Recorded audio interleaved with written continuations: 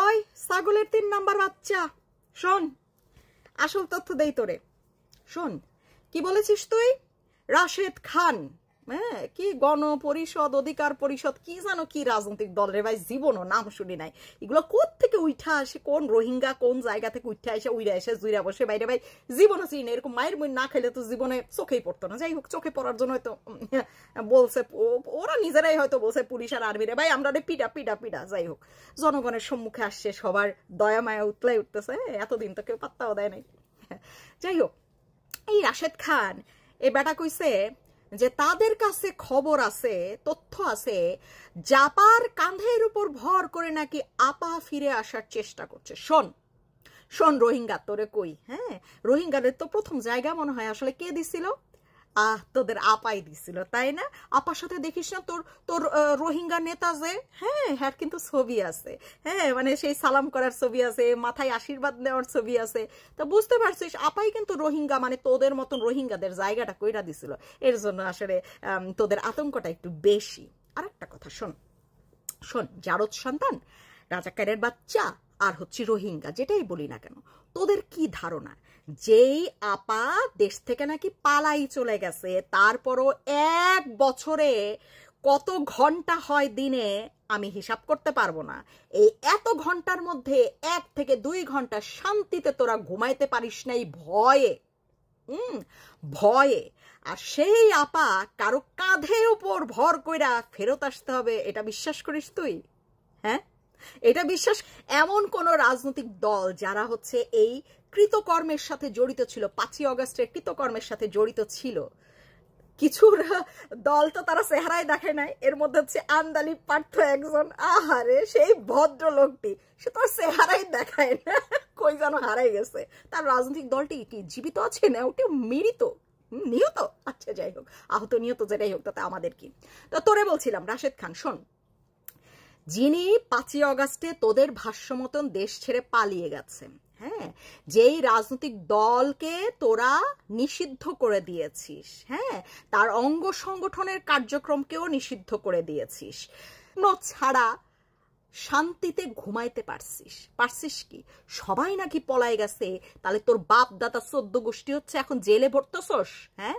এই যে ইচ্ছা মতনে নিরপরাধ মানুষগুলারে খালি জেলে হাজতে ভরতেছস, এরা কে হয়?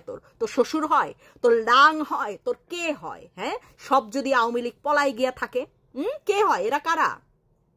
আর আওয়ামী লীগ যদি পলাই যায়, তাহলে এত জেলখানা বইরা ফেলতেছস কাদের দিয়া? কারা এরা? তোদের কর্মীরা? হ্যাঁ, তোদের কর্মীদেরকে জেলখানায় ভরে রাখছিস। হ্যাঁ, গেল, পলাই গেছে, তারপর হচ্ছে শেষ হয়ে গেছে, আর ফিরে আসবে না, 50 বছরও ক্ষমতায় আসতে পারবে না। সব কিছুর ঊর্ধ্বে 2 দিন পর পর কোনো না কারো ঘাড়ের উপর তোদের আপা ভর করে চলে আসে। হ্যাঁ, তোরা কারো না কারো ভিতর আপার প্রেতাত্মা দেখতে পাস, আমরা তো দেখতে পাই না। আমরা তো সমর্থন করি আওয়ামী লীগকে, কিন্তু আমরা তো কোনো প্রেতাত্মাও দেখতে পাই না, কার কাঁধের উপর ভর করে আসতেছে সেটাও দেখতে পাই না। কারণ আমরা মনে প্রাণে বিশ্বাস করি, এই যে আপার কথা বলছিস না, এই আপা যদি ফেরত আসতে চায়, কারো কাঁধের উপর ভর করে আসতে হবে না তার জন্য। তাহলে তার দলের তৃণমূলের নেতা কর্মীরা এনাফ, যথেষ্ট। বুঝাইতে পারছি? তো তৃণমূলের নেতা কর্মী না, আপা নিজেও একা যথেষ্ট। যেই বাঘের মতন, সিংহের মতন সাহস রাখে, সেই মহিলা একাই এই দেশে আবারও যে কোনো সময় ফিরে আসতে, তার মন চাইলেই সে আসতে পারে। কারো কাঁধের উপর ভর করা লাগবে না, এগুলো তোদের দুঃস্বপ্ন।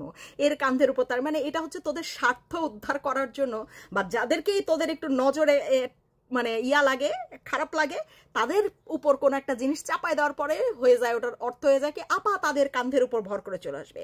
আবার যাদের মাইর খাস তাদের ভেতরে আপার প্রেতাত্মা ছিল। হ্যাঁ, ভাবা যায় কত মূর্খতা দেখাবি। রোহিঙ্গা বুঝলাম, মাথার উপর ছাও নাই, বেকার, কাম নাই, কাজ নাই, সব বুঝলাম। তোদের ডলার যা ছোটখাটো চুরি দাঁড়ি ইনকাম ছিল সব লাগানো পার্টি নিয়ে যাইতেছে, সেটাও বুঝলাম। এই 1 বছর 12 মাসের 24 ঘন্টা করে প্রতিদিনের কত ঘন্টা হয়? এই আপার চিন্তা তোদের শান্তিতে ঠিক মতন ঘুমাইতে দিল না।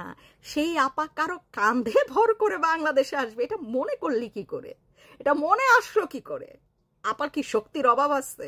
হ্যাঁ, আপা যখন আসবে না তখন দেখবি যে চারপাশ এমনি আলোয় আলোকিত হয়ে গেছে, তখন তোদের খুঁজেও পাওয়া যাবে না, মানে তোদের টিক্কিটাও খুঁজে পাওয়া যাবে না। আর আপা এই আপা সেই আপা না, হ্যাঁ, শোপিস আপা না যে কারো কান্দে ভর করে আসতে হবে।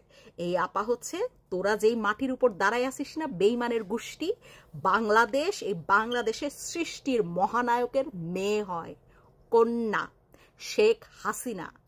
এ কারো উপরই ভর করে কোথাও আসে নাই কোনোদিন, আসবেও না। সে তার নিজের শক্তি বলেই এত শক্তিশালী, যার ধারের কাছে যাওয়ার সামান্যতম যোগ্যতা ক্ষমতাও তোদের নাই।